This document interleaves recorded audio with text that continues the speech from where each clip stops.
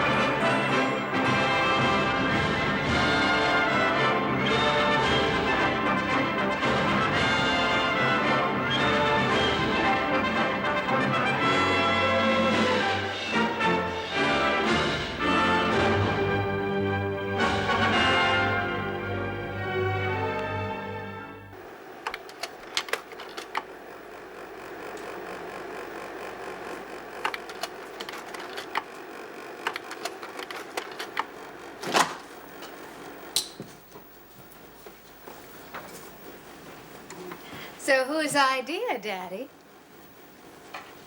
A private prosecution. Whose idea was it? Whoever it was is on my side, not on yours. It's made me very happy, Daddy dear. But this is England. Had you forgotten that? You can't just walk in here and buy yourself a judge. Not in England. You've lost before you've begun. I'm going back to London now to have a celebration supper. You don't mind, do you, Daddy dear? I'll drink your health. In blood. Switch off the light, please.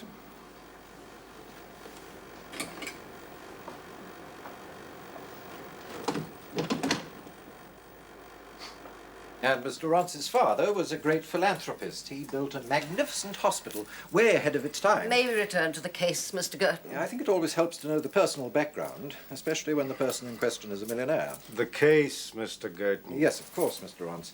Well, as I told you, the two men were convicted and sent to prison. But at the trial, they maintained that Mr. Ronce's daughter had nothing to do with the theft of the Modigliani. That is correct. They insisted that they'd planned the operation and carried it through without her knowledge or her assistance. But I know differently. Does that mean you withheld evidence? Certainly not. Mr. Ronce told the police of his suspicions, showed them the evidence his chief security officer had collected, the torch, the walkie-talkie, the urn, the petrol, but the police decided that was insufficient. Catherine also collected evidence. Catherine tried to prove that her father was the mastermind behind the theft. Naturally, the police refused to take any action. I think they were a little bewildered. Your English police are so, normal. This new evidence that's come to light, the business partnership connecting your daughter with the two convicted men, have the police been told about it? Of course. And they were not impressed?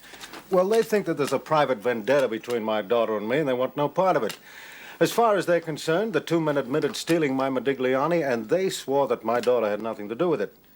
The painting itself was recovered and is now back in my library. Mr. Ronce mentioned a vendetta. It is, of course, entirely one-sided. Don't mislead Miss Peterson, Mr. Girton. My daughter and I keep up a constant running battle. For which Catherine is responsible. I know you'll find this difficult to believe, Miss Peterson, but for some reason, Catherine appears to loathe her father. It's quite irrational. And it's mutual. With due respect, Mr. Ronce, I don't want Miss Peterson to think your conduct towards your daughter is anything but exemplary. Miss Peterson isn't interested in your plea in mitigation. It's just that I'm due in court in 30 minutes. But we've hardly touched on the case. You've had ample opportunity, Mr. Girton, over an hour. I had to explain the background to you. Would you like to make another appointment? Mr. Ronce is a very busy man, Miss Peterson. Does that mean you would prefer not to make another appointment? Mr. Ronce is no ordinary client. You surely don't expect me to cancel a court appearance? Then your clerk shouldn't have made the appointment. I believe it was you who specified the day and the hour. You should have made quite certain that you were available. Didn't the name Ronce mean anything to him? It should have, Mr. Girton. You spent 20 minutes telling him. Thank you, gentlemen. But this is preposterous. How long will you be in court, Miss Peterson? Until 4:30. Will you be free then? Yes, why? With your permission, we'll wait for you. What, here? If we may. Yes, you may. Thank you. And now, please, you must not be late for your court appearance.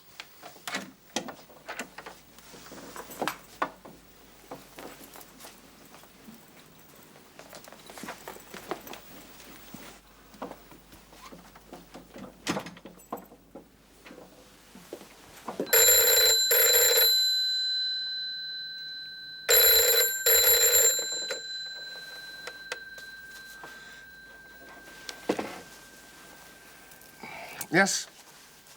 Who? Matthew? Do you know what time it is? What?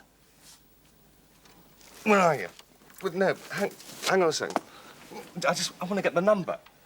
Yes, all right, go on. What? Yes, right. Yeah, put him on. Hello, yes. Hello, Constable, yes, that's right. Yes, now listen, my client's appeal against the Home Office decision has been submitted. Yes, I assure you, it was definitely sent in. What? Yeah, I know you have your orders, but they will be rescinded the moment I wake up a judge and get him to serve an injunction. Yes, which I will do now. Now, Constable. Yes, now. You just stay where you are, all right? Thank you. Oh, bloody hell.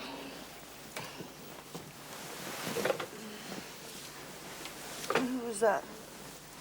Your husband. Christ! I'm not married. You weren't sure, were you? You're mixing up your girlfriends, darling. You're not going to one of them now, are you? No, it's a friend of mine being deported. What for? Elephant smuggling. Why did he do it? He was lonely. What? Oh, go to sleep. Do you have to go? Yeah. If I'm not back in half an hour, start without me. Hello? Frank Rance, good morning. Look, I simply wondered, it's such a beautiful day. Would you care to join me in the country for afternoon tea? Well, we are involved in a private prosecution, Mr. Robbins. Miss Peterson, I do assure you the last thing I want to talk about is the case. Now, surely we can meet socially. Look, I'll tell you what I'll do. I'll invite Mr. Girton and we can pretend that it's a conference. Now, how does that sound? What about your daughter? Well, there's no danger of bumping into my daughter, Miss Peterson. She's in Paris. Well, I'm expecting a friend. Would that be Dr. Moody? Dr. Ian Moody? Yes, but how did you know? Well, bring him along. Look, I'll leave you to arrange that while I contact Girton. Shall we say 3 o'clock? Well, My chauffeur will be there on the dot. We have the address. Thank you, Miss Peterson. Goodbye. Bring me the file on Dr. Moody, please. And where did you meet him? At Chambers? How many times? Once.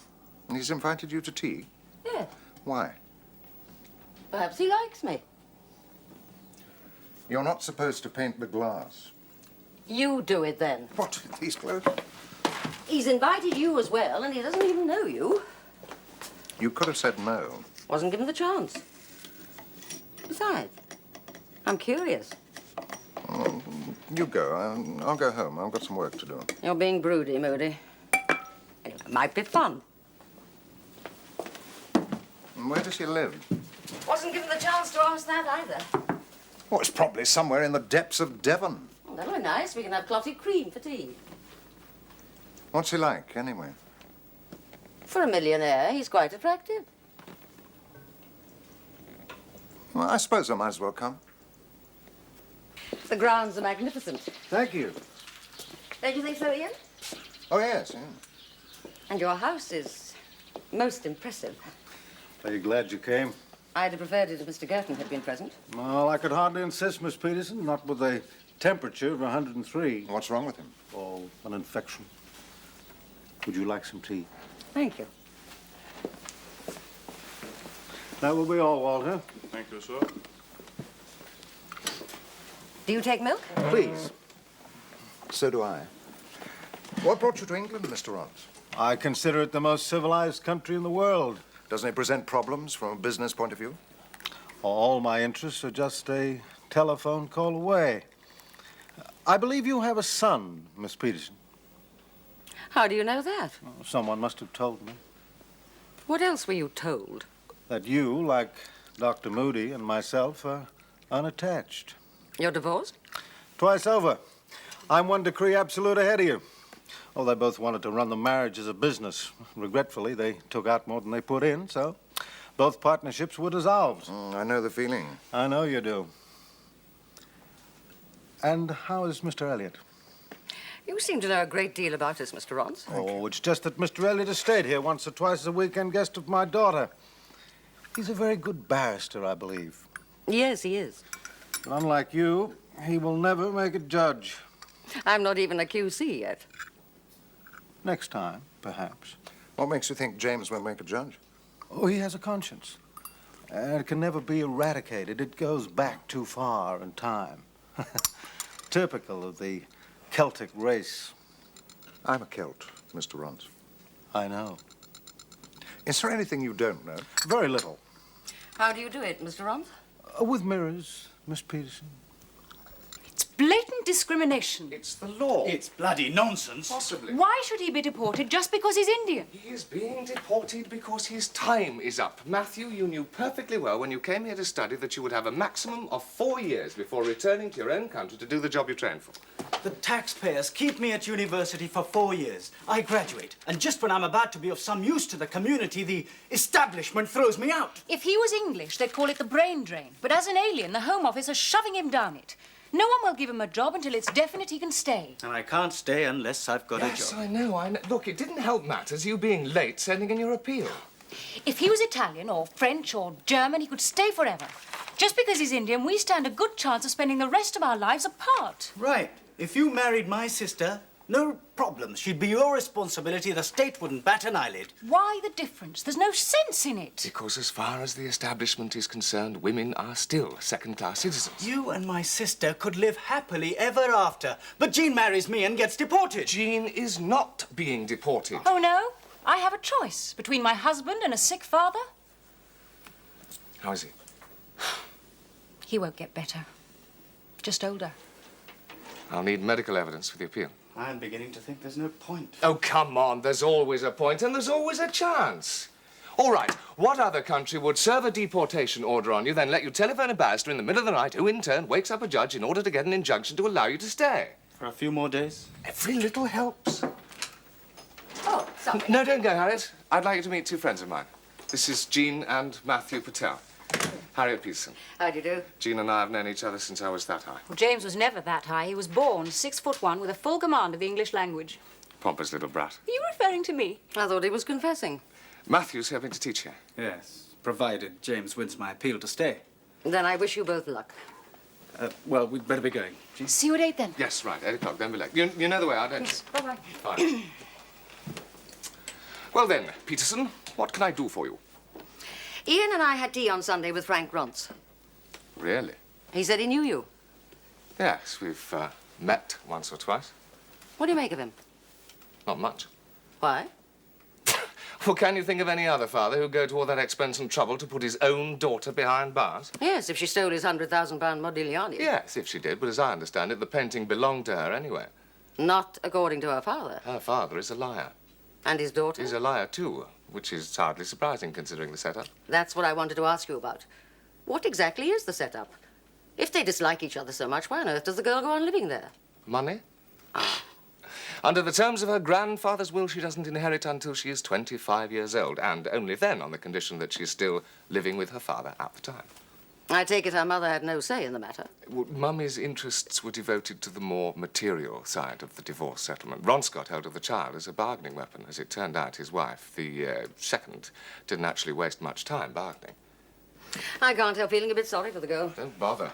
She learns everything she knows from her father, and he is really something. Do you know he has a dossier compiled on everyone he's interested in? He said it was all done with mirrors. You watch him, Harriet. He's a bastard. He spoke very highly of you, too. The car was traced to a Chelsea address where the police found the Modigliani. That was 3 days after the theft. And the painting wasn't returned to me until after the men had been convicted. What is your relationship to the defendant? She is my daughter by my second marriage. Were you in the house the night of the burglary? Yes. My chief security officer woke me at 4 a.m. He told me that my study had been broken into and my Modigliani stolen. Had anything else been stolen? No, just my Modigliani. Was there anything else of value in the room? Yes, silver, objet d'art, and some other paintings. What did you do? Well, I went to see how they'd managed to get in. They disconnected the alarm system and removed a small pane of glass from one of the study windows. Presumably you were asleep while this was happening. Yes, in the bedroom next to my study. Do you normally sleep there? No, but I'd been working on a biography of my father, and I decided to sleep downstairs that night. Are you a heavy sleeper? Not usually, but that night I slept the sleep of the dead. until my chief security officer woke me. Furthermore, I had a splitting headache. You say you had a splitting headache. Had you been drinking? Not alcohol. I never touch alcohol. But I did have a glass of milk. Catherine, my daughter, brought it to me. 24. That's not 24. Yes, it is. It's on a double. Oh, yes. Now, what's 24 and 13? Move the top peg one place and the bottom peg 4 places. Don't confuse me. I can't add up my score like that. No wonder I always lose. You always lose because of the limitations of your vocabulary. You always win because of your bizarre mathematics. Are you going to put down another word, or are you not? I've been checking up on your Mr. Runce. Oh, why? Well, he's not the only one who can play at being the CIA. What did you find out? He's had plenty of women. Surprise me. Some of his money has been invested in the more murky side of big business. There's even a hint that he might be associated in some way with the mafia. Oh, Ian. No, it's true. What about Watergate? He must be involved in Watergate. X-Y-S-T-E-R? Zister? What's that? It's a word. I know it's a word. What's it mean? It's an instrument surgeons use for scraping bones. I'll believe you. Millions wouldn't. That's 34. What? The X is on a triple. Oh. And 12 makes 46 in all. Your Mr. Runce is not liked. Except apparently by women. Well, it's only because he's a millionaire. And actually, like most millionaires, he's reputed to be very mean. Methinks the doctor doth protest too much. Lovely roses. I wondered when you'd notice them. Must have cost a packet. Must have. You didn't buy them? No, they were a present from the mean millionaire. Bit ostentatious, isn't it? Yes, that's why I put the other 2 dozen in the bedroom. Yeah, that's all for my spurs. Then that makes you one of the hombres who tried to get me in the hill. Hello, Dad. And that makes you owe me an explanation. You're back early. Have you been all right? Oh, I'm fine. I've been watching the telly all afternoon. It's an old Fred Astaire film. Turn it off now, love. We can't talk through it. Well, if you want to carry on watching, I don't mind. No, I'm really not watching it anymore.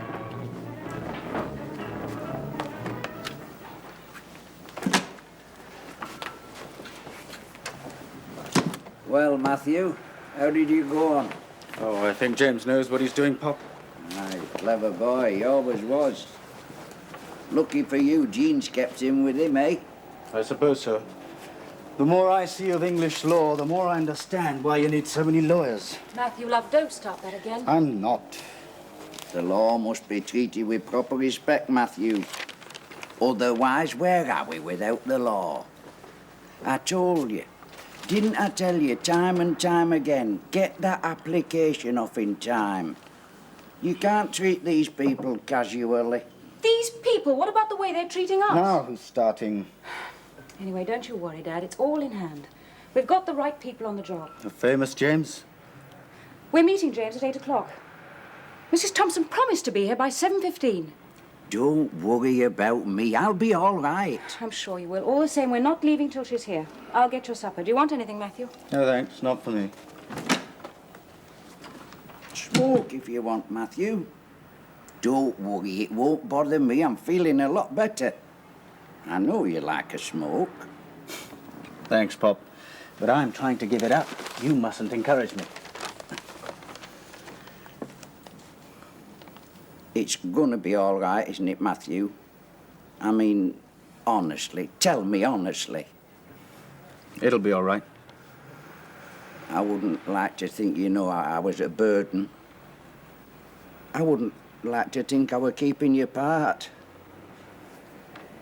She won't leave me, you know. She's a good daughter to me. She's all I've got. If you go, I wouldn't like to think I were keeping you away from one another.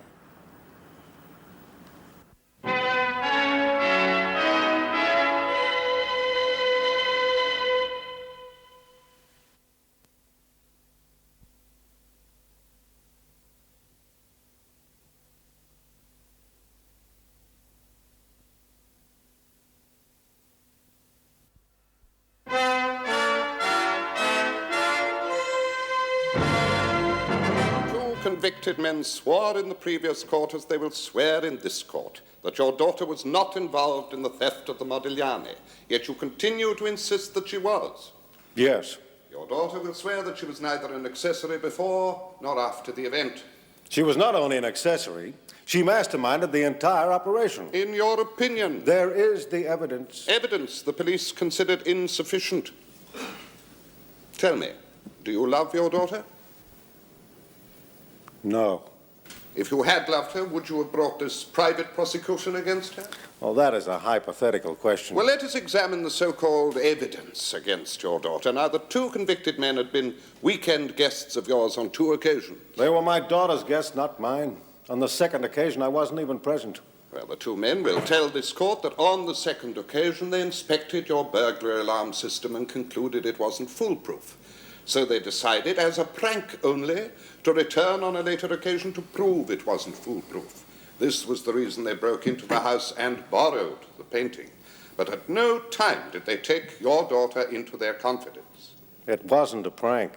It was for real. And it was she who took them into her confidence. Whenever the discussion took place. Were you present? No, but a discussion definitely took place. That is an opinion. It is a fact.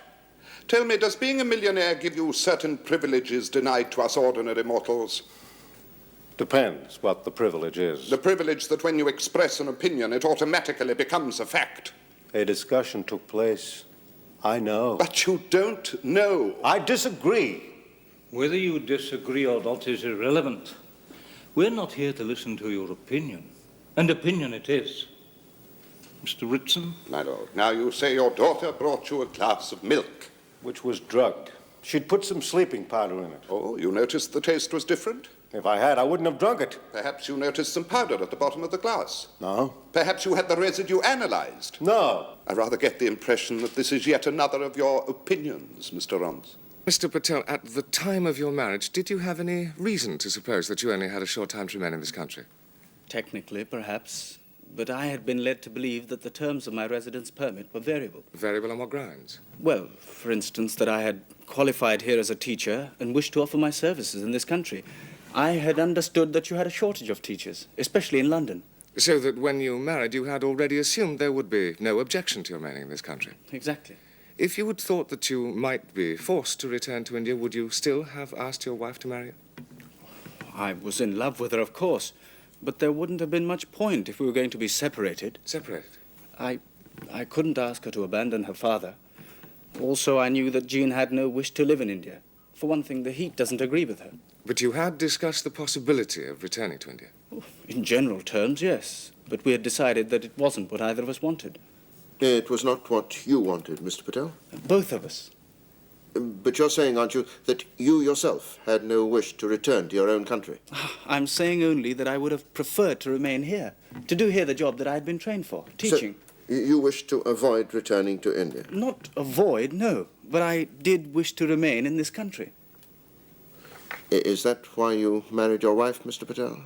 In the belief that by so doing you would guarantee your right to stay here? Do you normally take Mr. Rons's nightly glass of milk? Yes, ma'am.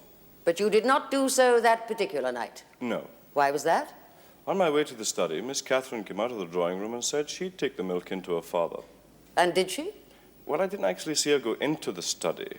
Why not? She took the glass from me and made no movement at all. She waited until you had gone? Yes. At the door to the servants' hall, I turned and saw her watching me. Thank you. Who was it who removed the empty glass from the study? I did. When? After the burglary, but before the police arrived. Why did you remove it?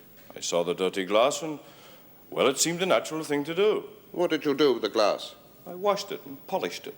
Where was Miss Catherine while you were doing this? She was still in her bedroom. When she came downstairs, did she ask you if you'd rinsed out the glass? No. Did she show any interest at all in what had happened to the glass? Not to my knowledge. Your parents are Indian by birth and by nationality? Yes, but I was educated at an English school in Delhi. My parents have a great regard for the English way of life. And you, Mr. Patel? Essentially, I share their regard. And yet, am I not right in saying that during your time here, you've involved yourself in several demonstrations attacking the British way of life? I don't believe I've ever adopted any such attitude. You have been active on a number of political issues. You have taken part in public demonstrations. Oh, yes, but on very specific issues, not anti-British. Would you care to give us some examples, Mr. Patel? South Africa, for instance. I've opposed British sporting fixtures with South Africa. I've also protested against the supply of arms to the military junta in Chile. I've been involved in petitions for the... Yes, thank you, Mr. Patel. I think we've established you possess an active political conscience. I hope we have established that I do not possess an anti-British one. Well, it was the light, you see. Light? The light from a torch. It was being switched on and off. What time was this? Well, it must have been about 2 o'clock. It was rather late for you to be out, was it not, Mr. Linton? Well, one of the local farmers had a cow calving, and I was helping him. I see. Now, this light, from which direction did it come? Well, it looked to me as if it was coming from an upstairs window. I remember thinking at the time, I wonder who's signalling to who. Thank you, Mr. Linton. Do you know how far the house is from the road? Oh, it's quite a way. The distance is 300 yards. And where were you when you saw these signals? Oh, I was just passing the gates. After that, there's a high wall and you can't see nothing. But you would agree that the house is partly obscured by trees. Well, you can still see the house through the trees. Even at night? Well, no, not at night. Then how can you be so positive these signals came from an upstairs room? Because it was coming from up high. Well, one of the two men convicted of the theft is going to swear to this court that he climbed a tree in order to signal to his colleague. Well, it was 300 yards away. I wouldn't like to call anyone a liar. Mr. Patel, I suggest to you that from your first arrival in this country, it was never your intention to return to India. That is not true. I came to the conclusion that I would prefer to stay only after some time. What were your reasons for this decision? The chief one was my wife, of course. Is it not the truth, Mr. Patel? You found you could enjoy a better standard of life in this country, together with better working conditions, than in India. I believe I've already informed the adjudicator that I did not marry my wife merely in order to stay in this country. I would be grateful if I did not have to return to the point again. Perhaps you would, Mr. Patel. The fact remains it is central to the issue before the adjudicator. All I see, Mr. Gore, is that it is central to the efforts of the British establishment to label me an alien and get me out. The fact remains, Mr. Patel, you have no more rights than an alien by any definition of the law. I take it you mean the law of 1969. I do. Since the rule of 1969, the Commonwealth husband of a British wife derives no right from his marriage to remain here. He is an alien. However, since this country's entry to the common market, the right has been granted to husbands from the European community. Now, the law of your country has many qualities, but consistency does not appear to be among them. Nevertheless, Mr. Patel, the law is the law. And until it's changed, we must abide by it as it stands. No, I wouldn't say you blew it, but heavy sarcasm at the law's expense is not a guarantee of success. But it was my honest opinion. All right, well, just remember that honest opinions will be taken down and maybe used in evidence against you. I bet they will. That man as good as called him a liar. Shall we win the appeal before we start worrying about his good name? God, you lawyers are a cynical lot. Will you just give it a rest, Matthew, huh?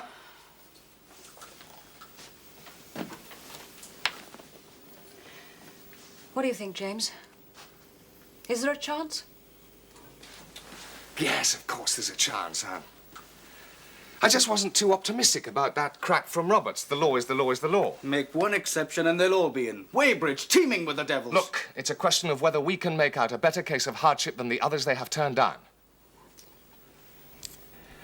Did you get that letter from your doctor, Jean? Yes. We're going to need it. Yes, I was duty officer that night. What were your duties? To patrol the house, both inside and out. And did you fulfill your duties? No. Why was that? I was with Miss Ronce in her bedroom. Who arranged this assignation? Miss Ronce? And Miss Ronce invited you to her bedroom? Yes. At what time? 1:30. Did she know you were the duty officer that night? Yes. I told her before we arranged to meet. Does that mean she invited you to her bedroom after she heard you were the duty officer? Well, yes. Where is her bedroom situated? Upstairs at the front of the house. You entered her bedroom at 1:30 a.m. Yes. What time did you leave? Shortly after 4. Did you remain in the bedroom during that time? Well, no. You left the bedroom? Yes. For what purpose? Well, Miss Ronce has her own suite of rooms in the house, about 2 o'clock, she asked me to go through to her sitting room and open a bottle of champagne she had on ice there. She asked you to go and get the champagne? Yes.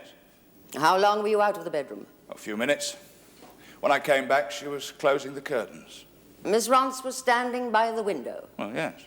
What happened then? We drank the champagne, and after a while, we fell asleep. You mean you fell asleep? Well, yes, I can't speak for her. You say you left shortly after 4 a.m.? Yes.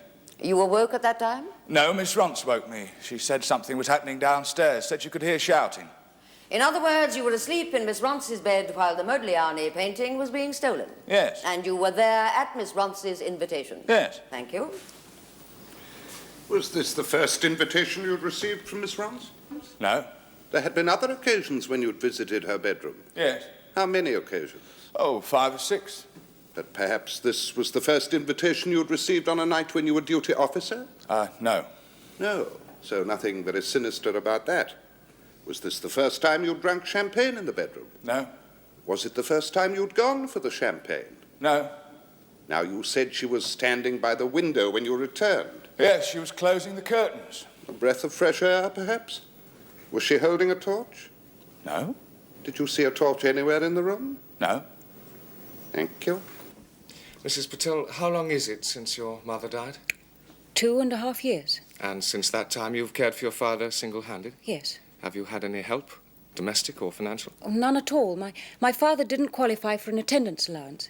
Would you mind telling us how you've managed financially? On what remains of my parents' savings and the money I earn in my spare time as a typist. But if you'd chosen to complete your course at university, was there anyone else who could have cared for your father? No, we have no family. And if you had qualified, you would by now be earning a substantial income. Yes, Meanwhile, your father would have become a burden on the state. if that's how you want to put it. Mrs. Patel, have you ever spent any length of time in a hot climate? Never more than a few days. Why is that? I can't take the sun, not even in this country. It seems to dehydrate me and leaves me short of breath. And my skin burns very easily. I have to stay in the shade. So how would you react to a climate such as you'd find in India? I would suffer a great deal.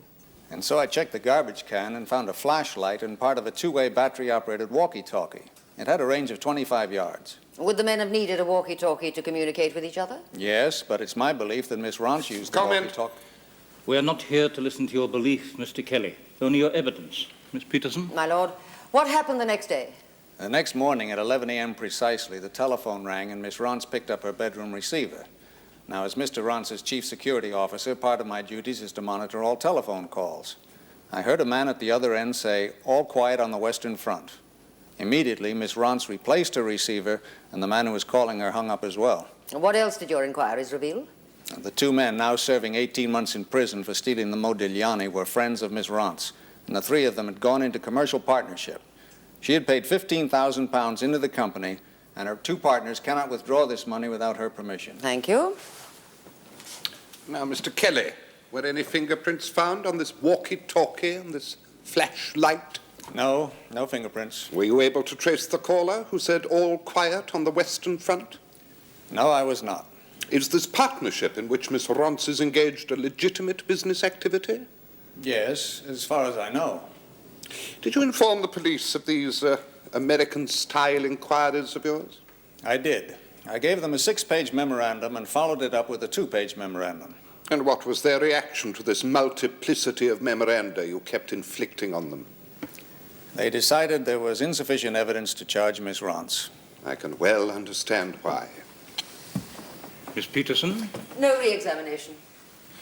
And I will adjourn until 2.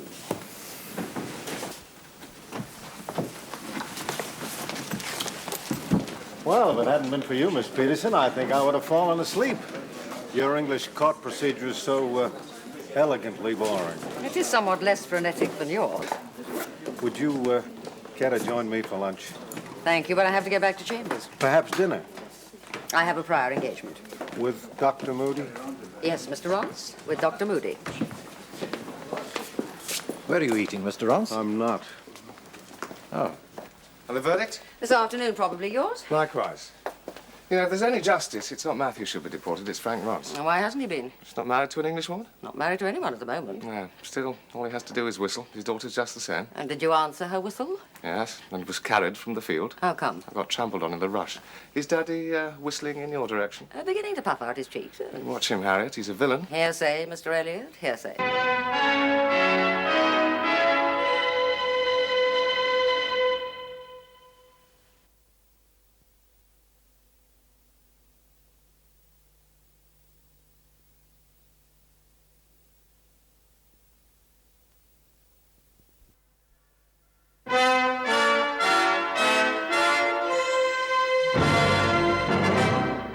But surely, Mrs. Patel, as a general rule, a wife should be prepared to accompany her husband wherever his work or other circumstances take him. That depends. On what? Whether the wife has a career of her own. Which, in your case, you have not. No, but I do have the responsibility of a father. I'd have thought that was a fair alternative. Are you suggesting that in some cases a husband should follow his wife? On occasions, why not? You can't make rules for these things unless you're prepared to be unfair to somebody. Would it not also be reasonable to suggest that husbands and wives should sometimes be prepared for periods of separation? A period of separation is one thing. What you're proposing to do to us is quite another. Very well, Mrs. Patel. Let's return to your specific case. At the moment, your husband is living with both yourself and your father. Yes? The flat belongs to your father? Yes. For how long has your husband been living with you both? Since we married. Does he pay you any rent? Of course not. He's my husband. But in view of the financial stress that you've already admitted yourself and your father to be under, do you consider this a reasonable arrangement? Do I have to answer that question? I don't see that it's anybody else's The business. facts of this case are not disputed. Mr. Patel lives with his wife and father-in-law, but as he's unable to get a job until the question of his residence in this country is settled, he's also obviously unable to make any contribution to the household expenses. With respect, I am not attempting to pry unduly into Mr. and Mrs. Patel's private affairs. I am merely trying to establish Mrs. Patel's attitude towards marriage in general and the various responsibilities of husbands and wives. But these matters are secondary to the basic question, which is whether Mr. Patel is to be allowed to remain in this country to earn a living or not. I rather agree with you, Mr. Elliot. If we could concentrate our attention on that part of the argument. Of course. Mrs. Patel, you mentioned a while ago that one reason why you do not wish to accompany your husband to India is that the heat would have an adverse effect upon you. That's right. In what way would it? I suffer from heat edema. Would you tell us what that means? Swelling of the feet and hands. Is that to be a medical witness, Mr. Mrs. Patel's family doctor hoped to be here in order to testify. So why isn't he? Well, unfortunately, he's away attending a medical conference. However, I have here his written report on Mrs. Patel's state of health. Would you be so kind? Thank you. Your father is of the opinion that you put some kind of sleeping powder into his milk. Has he any proof? Not unless you care to admit the allegation. Thank you, but I don't, because it doesn't happen to be true. Now, did your father make any comment when you entered his study? He looked up and said, "Good God, what have you brought me, a strychnine milkshake?" Does he often accuse you of attempting to harm him? I can be 3,000 miles away, but if anything goes wrong, you can be sure I'm responsible. Would you say you had a normal relationship with your father? If living with Attila the Hun is normal, it's normal. Now, at 11 a.m. on the 15th, you answered the telephone. Right. I heard a voice say, "All quiet on the Western Front," and so I put down the receiver. Why? Even though we're ex-directory, we still get cranks phoning us. I thought it was a crank. Would it surprise you to have learnt that all the calls were being intercepted? There's always someone listening in. It's usually my father. It's one of his more appealing hobbies. That's why I never dream of having a really private conversation over the phone. Now, you've already told the court about this £15,000 you've invested in a concern in which you are a partner. A sleeping partner. Yes, now that the other two partners are in prison for having stolen the Modigliani, will you withdraw from the partnership? I don't know. I might be prepared to give them a second chance. But you did say, did you not, that as far as you are concerned, the Modigliani is morally yours? Right. But if I want to forgive and forget, I'll forgive and forget. Miss Runce, when was this partnership formed? April 1973. That was 1 month before your two partners stole the painting. Right. How much money did they put into the partnership? Nothing. They were going to supply the ideas. And where is your £15,000 investment at the moment? Quietly gaining 12% gross interest in a little deposit account. When did you decide to transfer the £15,000 to a deposit account? About 4 months ago. That was after your two partners had been convicted of the theft. No point in having money if you don't make it work for you. This money, will it remain on deposit for them? Not for them, for the partnership.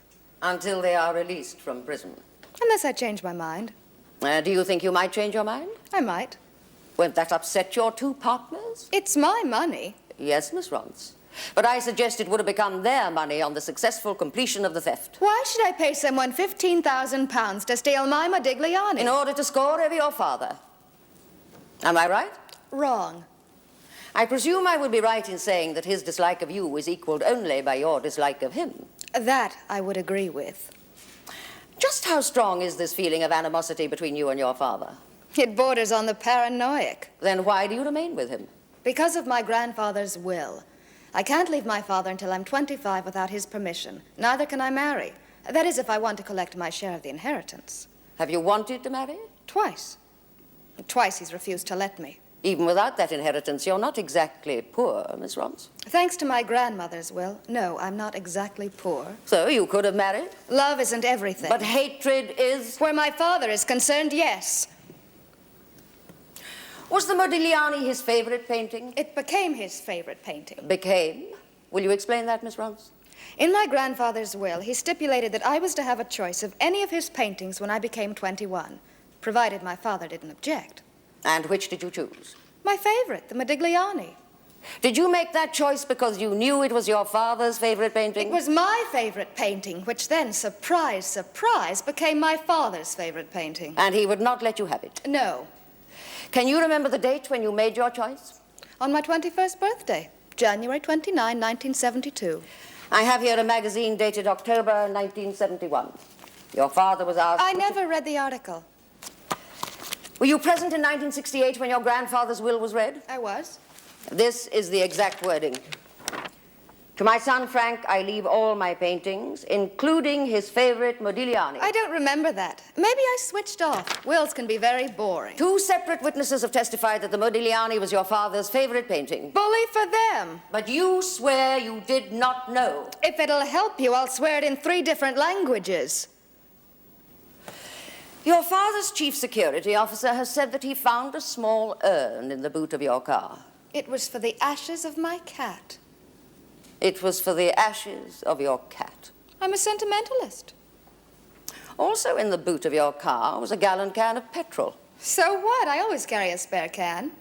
Can you remember when you purchased the urn and the petrol? Yes, the day after my Modigliani was stolen. I suggest the petrol was to be poured over the painting set alight, its ashes placed inside the urn, and the urn sent to your father as a birthday present.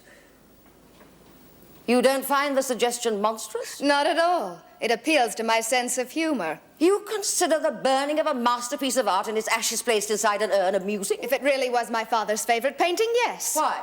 I'd give anything to see him broken. Was he broken by the theft? Yes. Then you knew it was his favorite painting? Not until after it was stolen. Did you enjoy seeing him broken? I couldn't sleep for laughing. A beautiful and valuable painting, the painting you claimed to have been your favorite, had been stolen, and you couldn't sleep for laughing? I suggest, Miss Rance, you intended to burn that painting in order to cause your father further pain and suffering. What about all the pain and suffering he's caused me over the years? Or doesn't that count? The tribunal is being asked to vary an order of the Home Secretary on the grounds that it interferes with the domestic arrangements of a young married couple. I do not say that lightly, nor do I dismiss out of hand the possibility of some distress to that couple as a result of the law taking the normal course designed for it by Parliament. To every rule there are objections. Occasionally there must be exceptions. The question here is whether or not Mr. and Mrs. Patel's objections to the law constitutes a sufficiently strong case for us to make an exception to the basic rule. It is my submission we would not be justified in doing so. Mr. Elliot? Sir, the law, as you have pointed out, is the law and must be obeyed as it stands until it is changed. It is not our task to change the law, but to see that it is administered fairly, tempered with justice and with mercy. It is my submission that in this case the greatest suffering would be borne by Mrs. Patel, for if her husband has to leave this country according to the letter of the law, she will be forced to choose between accompanying him or remaining with her father. She will have to decide which of the two people she most deeply loves she must abandon. I would suggest that in this case we look beyond the letter of the law to its intention, and we ask ourselves, could it conceivably be the intention of this or of any civilized state to allow the tragedy which must follow from a rigid application of the law? I believe it is not. And I look to this tribunal to see that belief vindicated.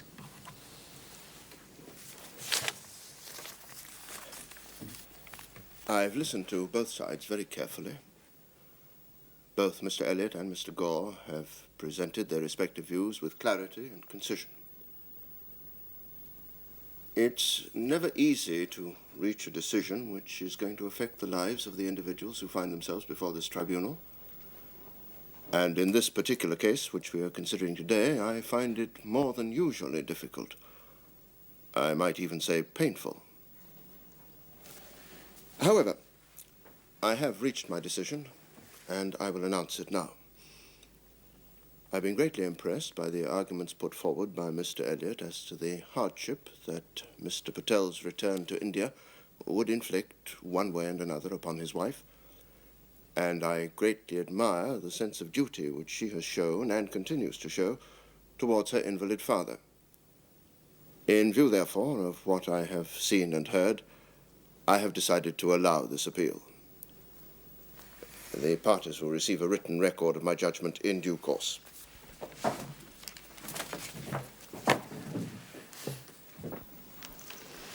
Harriet, I thought we might have dinner tonight if you're... Ooh. Aren't you taking money anymore, may I? I don't think it'll suit you, James. I wouldn't say that. And you'll never get it over your head. Ah, you noticed. Well, I won my appeal. How did you do? She got 9 months. Mm-hmm. Was Daddy pleased? As a matter of fact, he didn't say very much. No, he just popped that in the post. Naturally, I'm sending it back. Well, naturally. I'll send it back for you if you like. No, thank you, James. I don't want to see it round the neck of one of your girlfriends. Harriet, what a poor judge of character you are. So is Mr. Runce.